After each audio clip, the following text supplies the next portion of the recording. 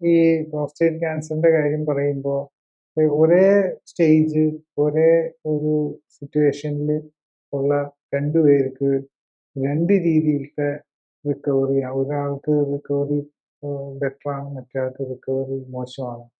പക്ഷെ ബാക്കി കാര്യങ്ങളെല്ലാം സെയിം ആയിട്ട് തോന്നുന്നത് അതെന്തുകൊണ്ടാണ്? ഒന്ന് അവരുടെ ഇതിൻ്റെ കൂടെയുള്ള രോഗങ്ങൾ, അതായത് നമ്മളുടെ ശരീരത്തിൻ്റെ സിറ്റുവേഷൻ.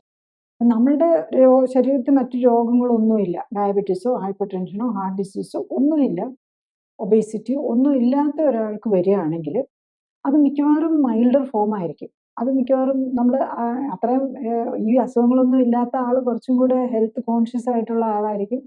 ആൾ നന്നായിട്ട് നോക്കുന്ന ഒരു വ്യക്തിയായിരിക്കാം. അപ്പോൾ അതുകൊണ്ട് തന്നെ നേരത്തെ കണ്ടുപിടിക്കാനുള്ള സാധ്യതയുണ്ട്. പിന്നെ മൈൽഡർ ഗ്രേഡ് ആയിരിക്കും.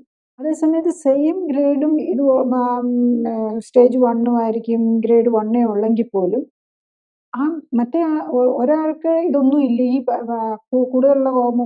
കൂടെയുള്ള മറ്റ് ജീവിതശൈലി രോഗങ്ങളൊന്നും ഇല്ലെങ്കിൽ അവര് പെട്ടെന്ന് ഈവൻ ട്രീറ്റ്മെന്റിനോടാണേലും, ഈവൻ ഗ്രേഡ് 1 ഒക്കെ ശരിക്കും പറഞ്ഞാൽ ലൈഫ് സ്റ്റൈൽ കറക്ഷൻ കൊണ്ട് തന്നെ നമുക്ക് PSAയും പ്രോസ്റ്റേറ്റ് സൈസും ഒക്കെ കുറഞ്ഞു വരുന്ന കാണാറുണ്ട്.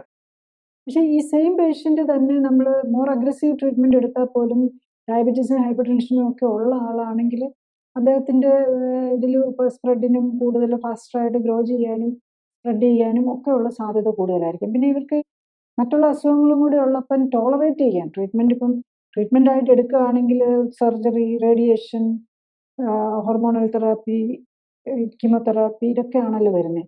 ഇതൊക്കെ ടോളറേറ്റ് ചെയ്യാനും അവർക്ക് കുറച്ചും കൂടി ബുദ്ധിമുട്ടായിരിക്കും. അപ്പോൾ അത് മാത്രമല്ല, നമ്മുടെ ബോഡി ഫൈനലി നമ്മുടെ ബോഡി വേണം ഹീൽ ചെയ്യാൻ. അപ്പോൾ ബോഡിയുടെ ഹീലിംഗ് പവറും ഇമ്മ്യൂണിറ്റിയും കുറവായിരിക്കും. അപ്പം ഗ്രേഡും സ്റ്റേജും മാത്രമല്ല, ഈ പേഴ്സന്റെ ഇമ്മ്യൂണിറ്റി സ്റ്റേജ്, ബോഡിയുടെ കപ്പാസിറ്റി, ഫാറ്റ് ലെവൽ, മസിൽ കൂടുതലുണ്ടെങ്കിൽ നമുക്ക് more response, better treatment response കിട്ടും. ഫാറ്റ് കൂടുതലാണെങ്കിൽ നെഗറ്റീവ് ആയിരിക്കും. അപ്പോൾ ഓവർ വെയിറ്റ് ഉള്ളവർക്ക്, പിന്നെ അതുപോലെ ഉറക്കക്കുറവ്, സ്ട്രെസ് ലെവൽ ഒത്തിരി കൂടുതലുള്ളവർക്ക് ഡെഫിനറ്റ്ലി ട്രീറ്റ്മെന്റിനോട് റെസ്പോൺസും കുറവായിരിക്കും. അപ്പം മൾട്ടിപ്പിൾ ഫാക്ടേഴ്സ്. അപ്പം ബോഡിയുടെ സിറ്റുവേഷൻ, നമ്മളുടെ ജീവിതശൈലിയാണ് ഇതിനകത്ത് ട്രീറ്റ്മെന്റിനോടുള്ള റെസ്പോൺസിന് ഏറ്റവും ഇമ്പോർട്ടൻ്റ് ആയിട്ട്. കൂടുതൽ അറിയാൻ ലിങ്ക് ക്ലിക്ക് ചെയ്യുക. കൂടുതൽ വീഡിയോകൾക്കായി സബ്സ്ക്രൈബ് ബട്ടൺ അമർത്തുക.